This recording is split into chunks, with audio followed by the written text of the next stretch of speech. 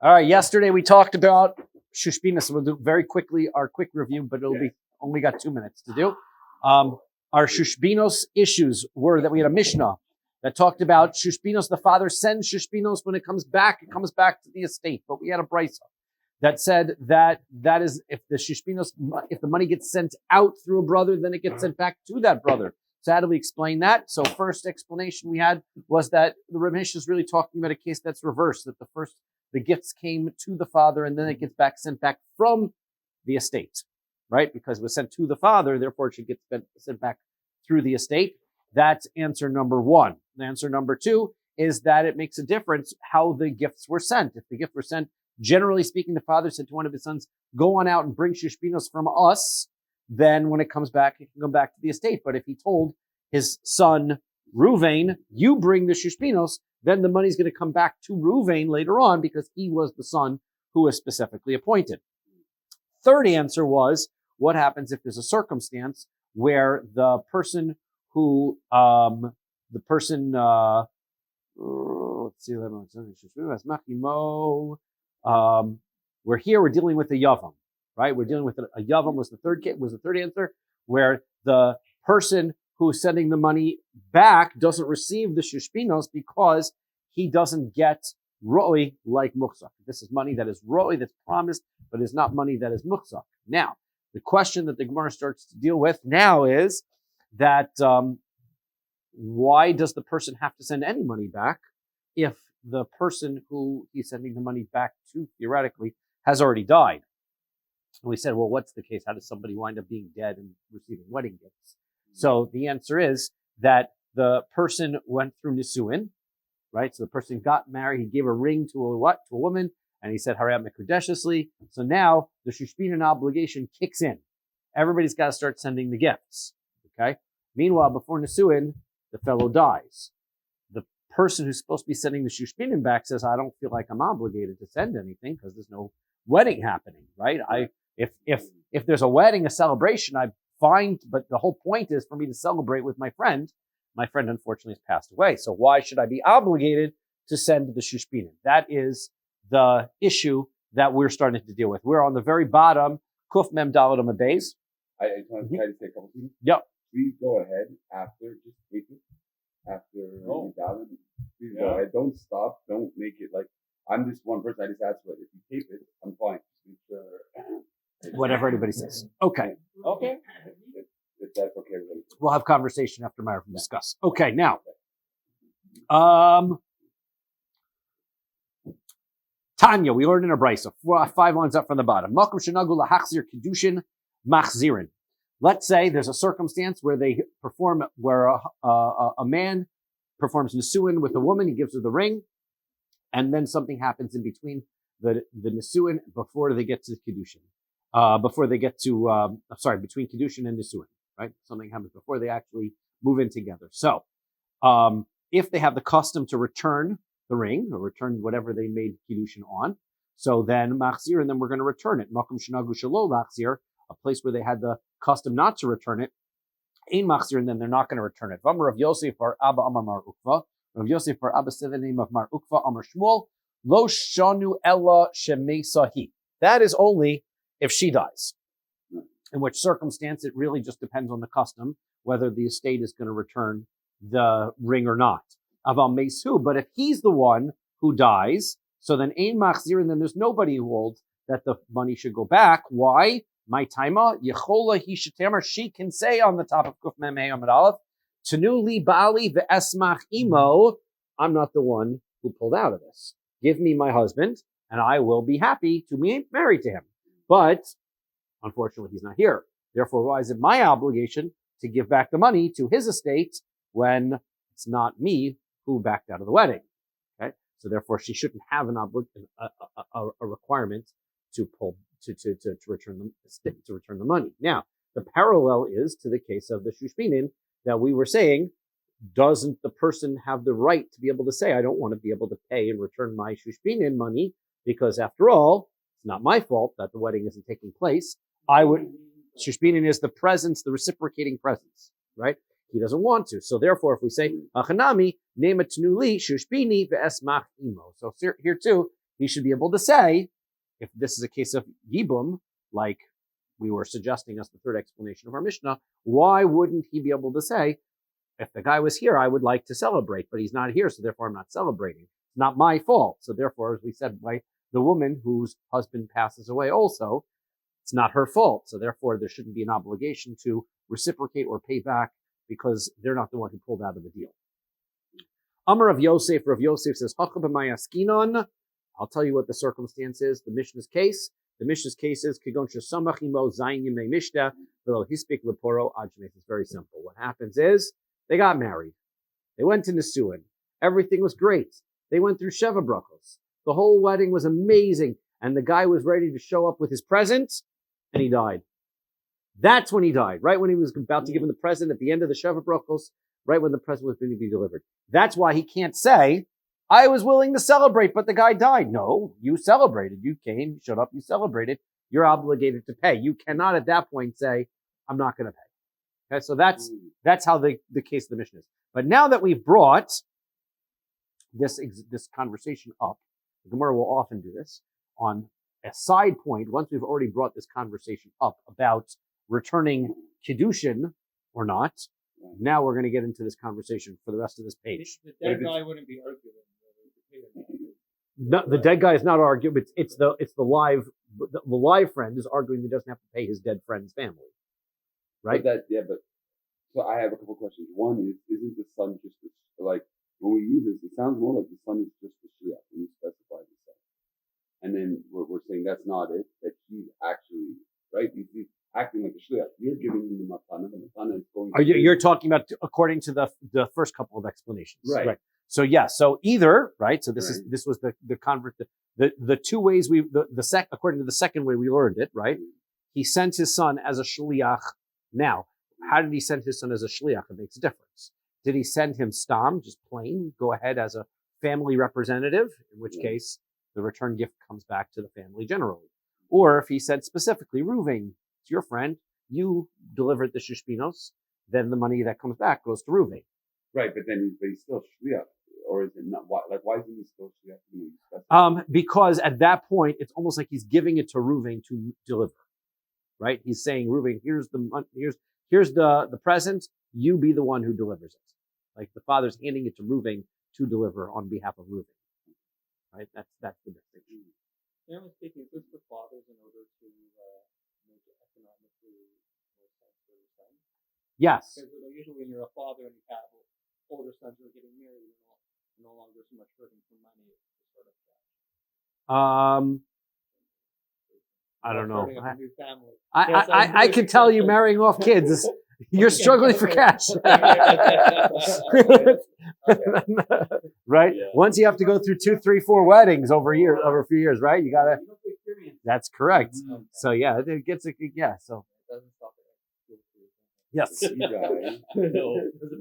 guys, the son died. So you're saying that the people it would be Yarshin through his craving at that point, right? The son who gives the gift dies, doesn't go back to the. So now we're talking about the Yavam case. That's the third right. Yavam case. So now it's going to the brother, right? Right. That's the issue, is that the Yavam is the brother. He's supposed to be able to collect the shishpinos. Right. But then the Mishnah says the brother doesn't get it. It goes back to the estate of all the brothers. Why? Because the Yavam doesn't get to collect things which are not part already of the estate of the dead brother. Things that are coming to the estate later on, those are not things that a Yavam is entitled to, right? Because we said that the Yavam has a similarity in connection in the Psukim to a Bechor, and a Bechor, it says clearly that only things that are in the father's possession go to the firstborn son as a double portion. So to a Yavam, only things that are existing in the brother's possession go to the Yavam as his inheritance. Since he's a Yavam, the Shishbinin is considered a Roi. It's not considered property that's already in the possession, because it's not, right?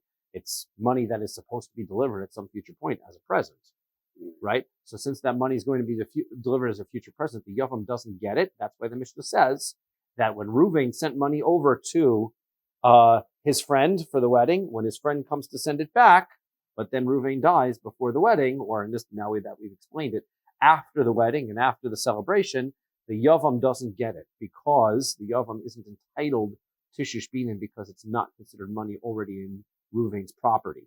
So therefore it goes to the estate and all of the brothers share it, not just the one who did evil. Yep. Now let's talk about this issue of a wife not wanting to return the kiddushin, the ring that she got, because she says, I'm perfectly happy to get married if the guy would show up, but he's not here, so it's not my problem.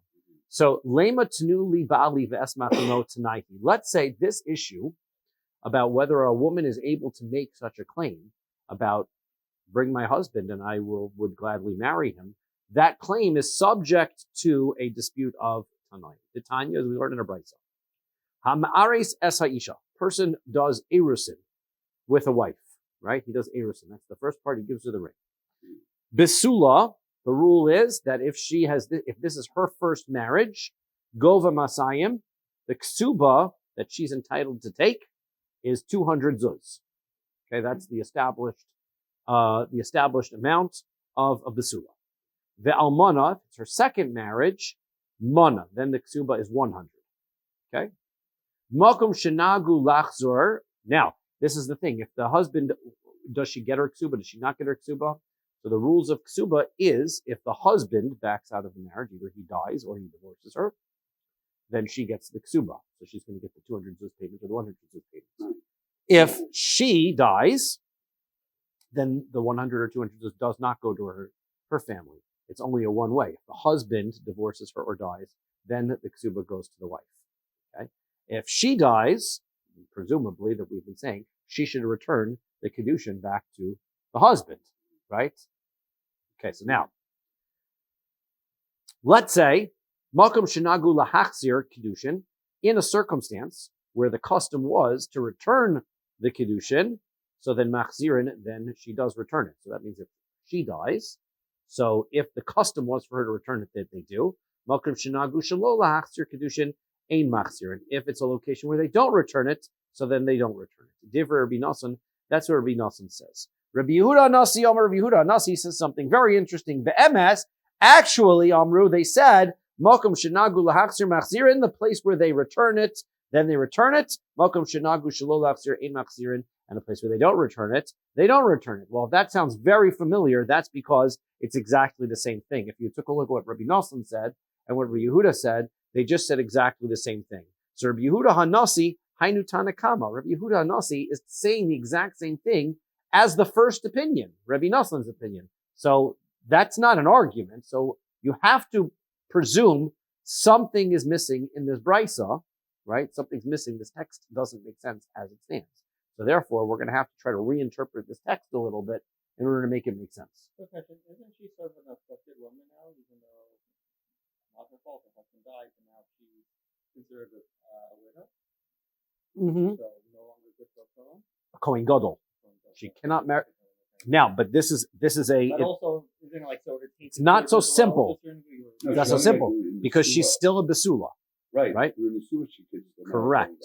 Yes. So almana from erusin is still considered unmarried.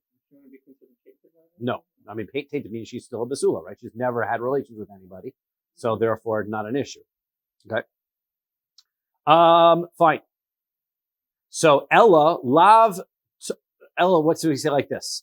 Ella lav tanu li bali vesmachimo ikabenai. Rather, you know what the point of dispute between Rabbi Yehuda Nasi and Rabbi Nosson is? This issue, whether the wife can declare, I'm not returning the kedushin because I want my husband, right? Can she make that claim? V'chesuri mechsura, there's clearly something missing in the text. So we're going to rewrite the text a little bit. And here's how we're going to try to interpret it. Hama'ares es ha'isha besula. Somebody does erusin, right? Gives a ring to a woman who's a besula.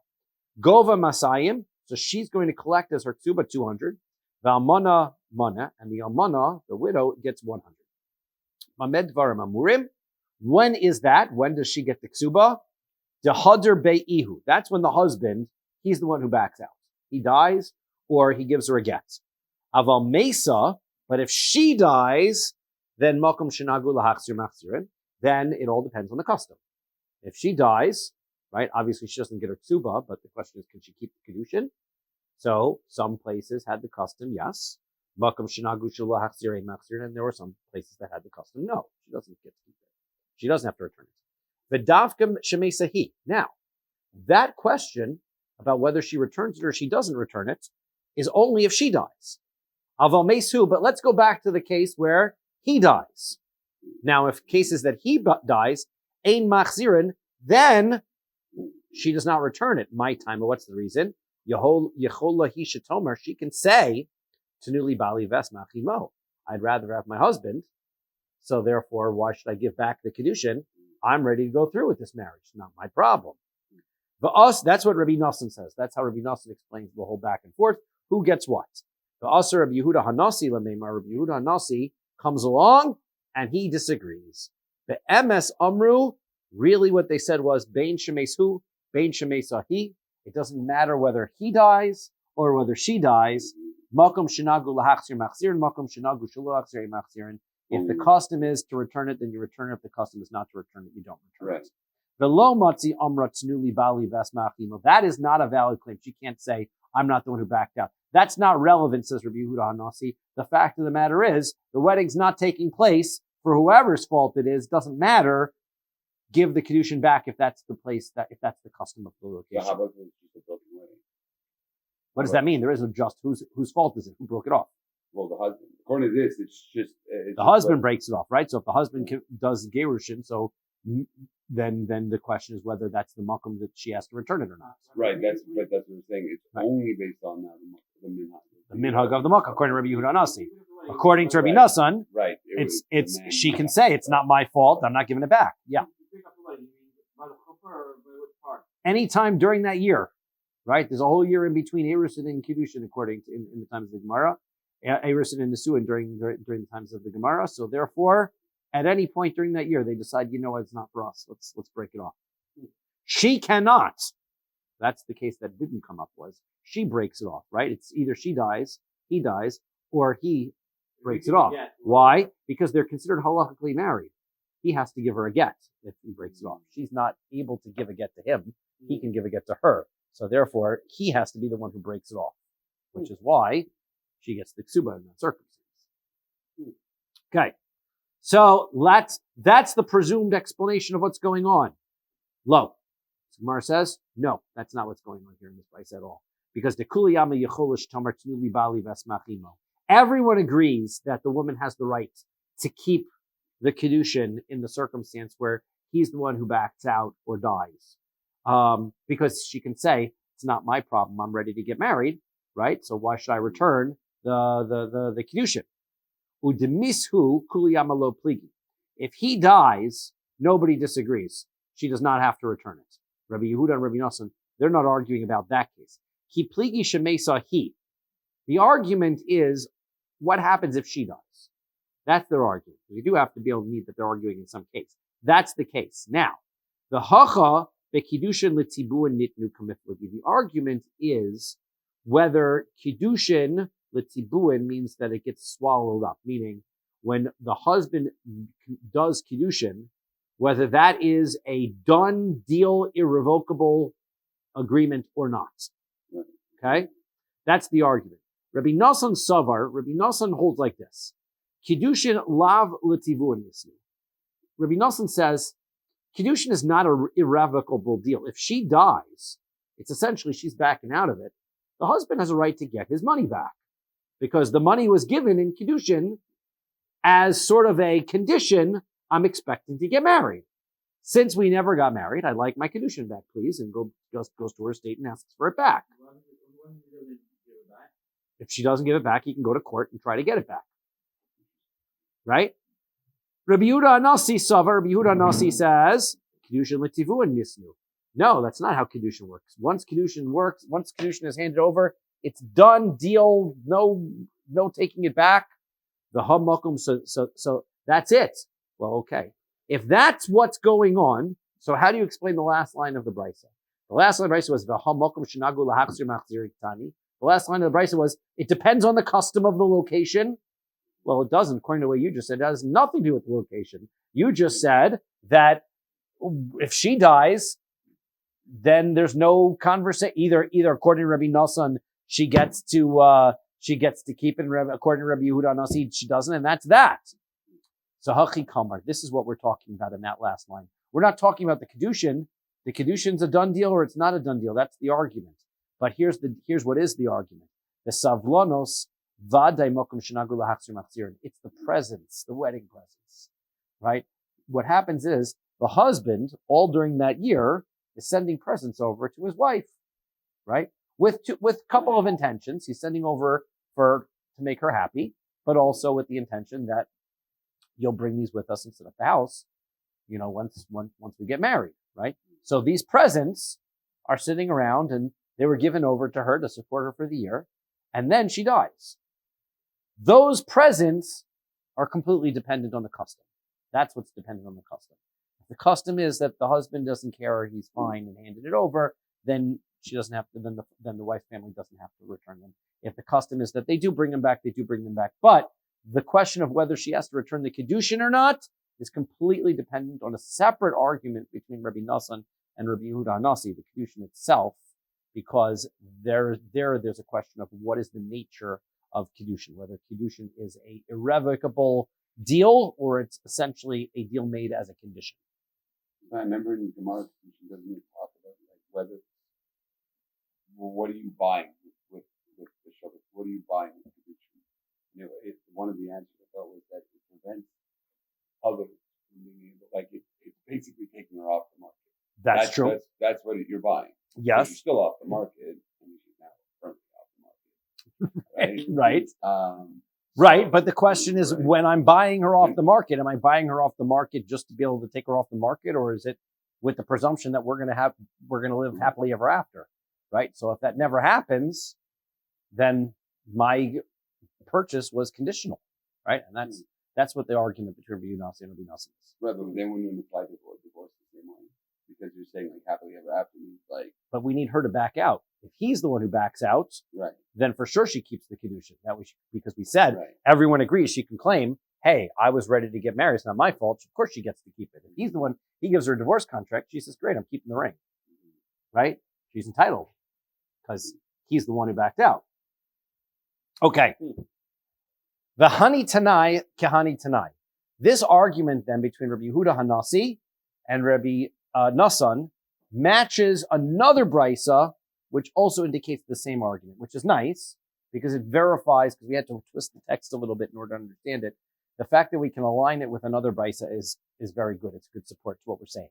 The Tanya we learned in the brisa. I lost my place. Sorry. The Tanya. Kicha bekikar. Okay, let's keep track of the math. Okay, he marries her with a kikar. A kikar, according to the Rashbam, is worth 25, what is it called? No, not zuz. He says a kikar is 25 mana, 25 mana. A mana is 100 zuz. So 25 mana is 2,500. According to Rashi in Ksubas, it's 60. So it could be 6,000 zuz. That's a significant amount. Either 2,500 or 6,000. Essentially, his Kedushin is the largest amount in this transaction. Okay? So now, Besula, if she's a Besula when they get married, so then Gova Masayim, the Ksuba is going to be worth 200. The Amana, and Amana is going to get 100. Diver Rabbi Meir, that's Rabbi Meir holds. So, that's a Rabbi Yehuda Omer. Rabbi Yehuda says so what's Rabbi Meir holding? Rabbi Meir is holding that with the Kedushin being what it is, well, we're going to see, let's wait till the Gemara explains what it is. Rabbi Yehuda says, Besula Gova Masayim, the Amana Mana. That the Besula is going to collect 200 and the Amana is going to collect 100. Umachzeres lo es ashar, and then she's going to return the rest. So Rabbi Yossi says, Kodcha be'esrim, if he married her with 20, nosin la shloshim, then he's going to give her 30, chatzon 30 halves. Kodcha b'shloshim, if he marries her with 30, nosin la esrim chatzon, then he's going to give her 20 halves. Okay. Let's explain this, at least up until the last one. Probably do the last one after Meir, as long as we get 10. The Maya skinon, so what are we dealing with here? Ilema shemesa. So what's going on here? If she dies, so then mi is la ksuba. Why are we talking about her getting a ksuba of 100 or 200? She died. There's no ksuba here at all, right? There's the kedushin, and then then we're talking about the ksuba. If she dies, there's no ksuba. Ela shemesu. So clearly we're dealing with a case where the husband's the one who dies. Now, so according to the first opinion, the 6,000 zuz went over one direction, and then that's it. She gets that, and now, now there's a ksuba payment of 200. So now what's going on here? According to Rabbi Yehuda, he answers machzeres lo es ashar. She returns what's left over. Now, what we're suggesting is he comes along and he gives her 6,000, but she has a ksuba of 200. So that means she owes him 5,800. Right. That's what Rabbi Yehuda is saying, right? Give back 5,800. He can get the rest. Now, if he died, the question is like this. Why is it if he dies, why should she get the money back? Why should he get the money back? Doesn't she have the right to say, I was willing to get married, so therefore I should keep the money? So the fact is, the case can't be she died, because why is there ksuba payment? The case can't be he died, because then she'd be able to make the claim, I want to be able to keep the money. The Ella, so rather, what are we dealing with? The Eishes Yisrael Shezinsa. We're dealing with a circumstance where she broke the marriage deal, okay? He is a Yisrael. She goes and she commits adultery in the meantime. Now, when she does that, the marriage is broken, but we're going to have a problem with that case. So, Shezinsa ubemai. So, okay, so basically Shezinsa ubemai. In what circumstance? What are the circumstances in which she commits adultery? Iberatzon, let's say it was intentional. She had an affair with somebody. So then, miyas laksuba. So the ruling is that if she does that intentionally, she loses the ksuba. So there's no ksuba again. So that doesn't help us, because the case in the Bryce is she's getting ksuba here. Ve'ela ba'ones. So rather, it was against her will, right? It was a rape. So therefore, in that circumstance, so then the question is, mishra sharyale. If that's the circumstance, then there's no problem. She can stay married. That's not a violation of any rules if she does that. So therefore, she's going to get her ksuba, but he has no right to divorce her. If he does divorce her, so then she can say, I'm not returning the kedushin again. So we're still stuck. We're trying to figure out a circumstance where she's going to get a ksuba, but he can get the kedushin back.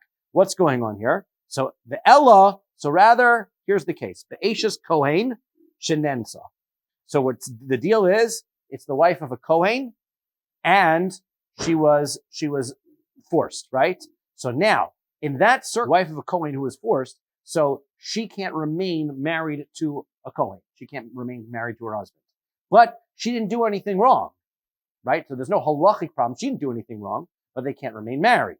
So now, therefore, she's going to get her ksuba, because she didn't do anything wrong, but she can't say, it's my husband's fault. He's the one who backed out, because it's not his fault. So therefore, he's going to get his kedushin back. That's the circumstance. Now, the issue is, with these three opinions, ubekedushin letivu and nitnu kamiflagi, the argument again is, how final is the kedushin when it was established? Rabbi Meir, he's the first opinion. Rabbi Meir holds, savar kedushin letivu. He holds the kedushin is final and it's done. Therefore, what did Rabbi Meir say? He gave her 6,000. That's done. She gets to keep that. Then she's going to get her ksuba. He pays her another 200. Okay, so that's the circumstance. She gets to keep the 6,000. She gets another 200. Sure, we have 5, 6.